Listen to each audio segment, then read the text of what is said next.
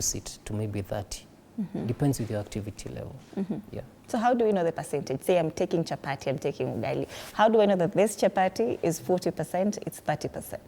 2 or 3 or 4, how do you measure this percentage? Okay, let me use myself and you for example. We do the same thing. I can take 2 chapatis, you can take 1 chapati. Reason being my energy needs are higher due to our difference in biology. But I would say a maximum of 2 is enough. When it comes to rice, you've heard people say a handful or something like that. They are not entirely wrong about that. Again, it depends with your activity. If we are seated the whole day, that handful of rice is enough. Then a handful of vegetables and a handful of meat. That's enough. Yeah, that's how you measure. Na kama mtu hajashiba? Kunywa maji. Water solves all the problems. Drink a cup of water, but I always encourage you, drink water before a meal, not afterwards, at least 30 minutes before a meal. If you do not want water, you can try a fruit 40 minutes before a meal.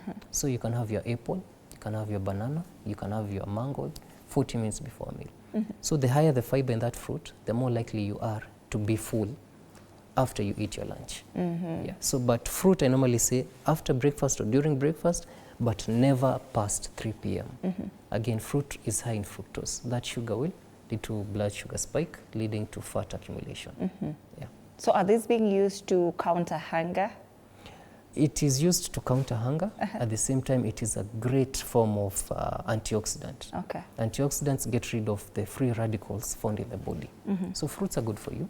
They can be used to create satiety and make you healthier. Yeah. When we're talking about dieting and it being for those people who are mostly sick and just trying to help them also live a healthy life, are we trying to say that people should stay away from weight loss diets? I can't say that. You know, there are those who have a BMI of 35 and above. You need an intervention. You have to change. You need a diet. You need a strategy that will help you lose weight. So there are so many ways to lose weight. It depends with where you are. If your BMI is 35 and above, you can take drastic measures to lose that extra weight for your health. But if it's around 30 and below, we can take it slow. We have a bit more time. Depends with where you are. So dieting is necessary for those who have a high BMI or high fat, body fat content. But if yours is slightly higher than average, we can take our time. Yeah. From a nutritionist perspective, is intermittent fasting a better option and a safer option? I do encourage intermittent fasting. Personally, I do practice intermittent fasting. It's not only good for your for your health, it's good for your gut. Give your gut time to breathe, to give it a break. So intermittent fasting is good. However, I normally encourage it during the evening hours. So for a start, I normally say do 12 hours, 12. So from 6 p.m. to 6 a.m., just enjoy a glass of water or lemon water or herbal tea. But from 6 a.m. to 6 p.m., you can have your meals. It's a great way of maintaining a healthy structure.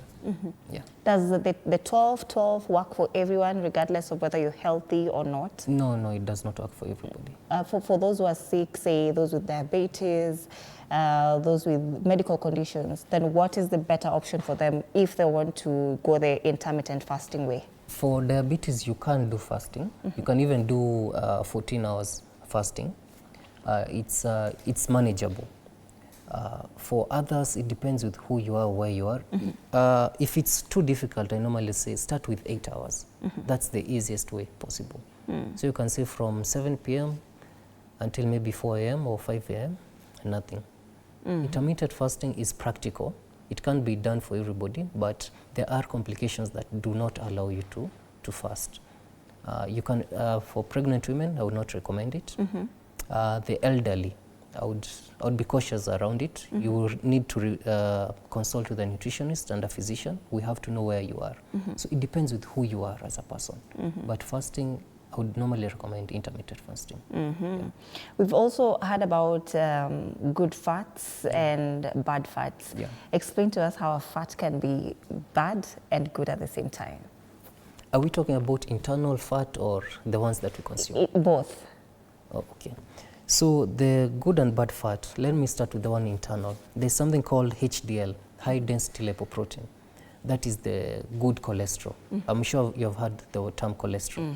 So that's the good cholesterol. Then we have the LDL. That's the bad cholesterol. That's the bad fat.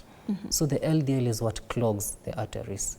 From size of this, it continually shrinks, which is actually very risky. It can break apart and cause a stroke or heart complications. So that the good cholesterol, the HDL, is what removes the bad cholesterol, the LDL. So the LDL is brought about by bad fat that we consume. So the bad fat is the fat that is found in fast foods, fried foods. That is bad fat. That is dangerous fat. It normally leads to the high LDL. The good fat, the HDL, is normally increased by physical activity and good oils or good fat. So the avocado, consume your seeds, consume your nuts, consume your omega-3. Those are the good oils, the good fat. Yeah. There's also this concern around red meat. Is it safe? Around? Red meat. Red meat. Yes. Red meat, that's an entirely different story, but let me break it down a bit. Okay. So red meat is okay. Most people are worried about red meat because of the saturated fat found in animal products or animal meat, animal protein, sorry. However, saturated fat, though too much can be risky, but moderate intake is preferred, is okay, because cholesterol is made out of that fat. We need cholesterol to create hormones. The mind needs